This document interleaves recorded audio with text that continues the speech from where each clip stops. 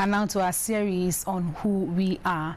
UNESCO has documented 32 forts and castles along Ghana's coast as World Heritage Sites. Some of these properties are in ruins but still hold part of our history. Today, we take you to a location in the central region, specifically Fort Amsterdam. Fort Amsterdam site is in Comantin, along Ghana's coastline in the central region. The fort is at Abanze on the northeast of Cape Coast in the central region. It was built by the English between 1638 and 1645 as Fort Comantin or Fort Comantine. In 1640, the fort was destroyed by fire and was refortified by the British. In 1661, the Royal African Company assumed ownership and it became the headquarters of the English Gold Coast activities. It was captured by Admiral Engel de Rota of the Dutch West India Company in 1665. It was subsequently made part of the Dutch Gold Coast and remained part of it until the fort was traded with the British in 1868. It was built to trade in gold. This fort later became the headquarters in West Africa.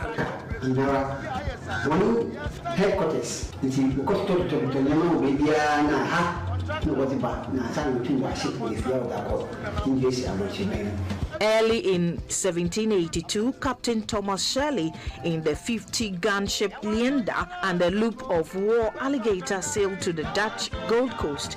Britain was at war with the Netherlands and Shirley captured the small Dutch fort at Mori, Comantin, Apam, Senyabreku and Accra. The villages of Abanze has grown around the site of the fort today. Dutch Admiral Michel de Rota captured the fort in 1665, reconstructed it and named it Fort Amsterdam.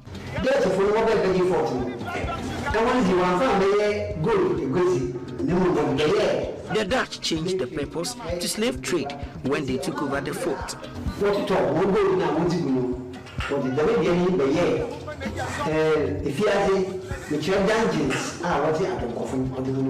In 1811, the people of Anamabo, who were English allies, attacked and destroyed the fort. It is believed that the first slave prison on the Gold Coast was in its hollow southeast bastion. The name Comantin was synonymous on the Caribbean island for hard-to-subdue slaves, especially those originating from the Gold Coast.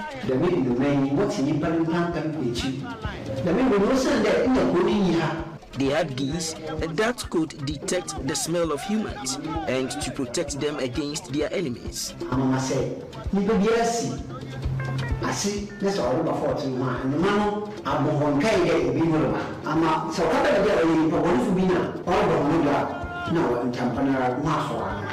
In 1811, the local people captured the fort, and it is believed that the fort then became one of the first large enslavement structures. They had 5 dungeons, 2 for women and 3 for men, and also had condemned cells within the dungeons. And then now,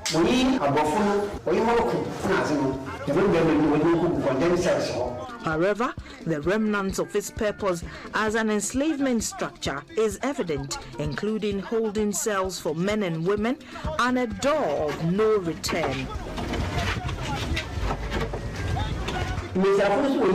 Punishment room, which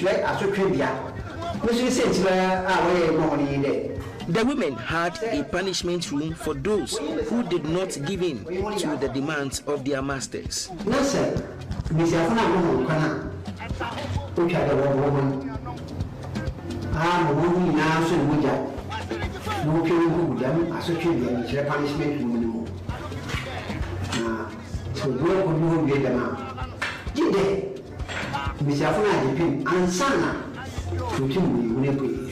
There is an original door at the fort, which is almost 400 years old. We don't know the type of wood it was made from. The people in Cape Coast are calling on government and individuals to give the fort a facelift to attract more tourists to boost the tourism agenda.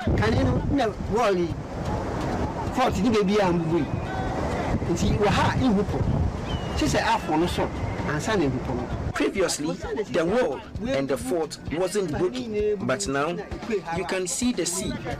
We are calling on government and individuals to give the fort a facelift.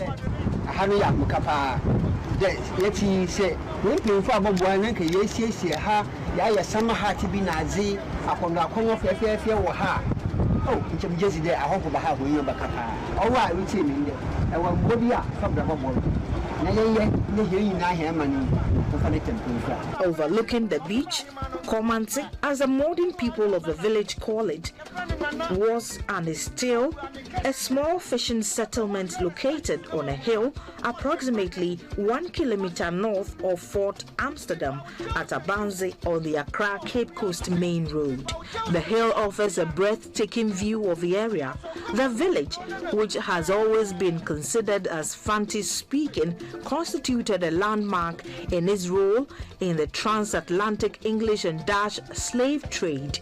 The name, although very powerful and connotes bravery, power, and the best of the African, has created considerable ambiguity in the identity and interpretation of the history and culture of Africa and the African diaspora. Never reoccupied, Fort Amsterdam remained as a ruin until its 1951 restoration by the Ghana Museums and Monuments Board. It is presently open to the public.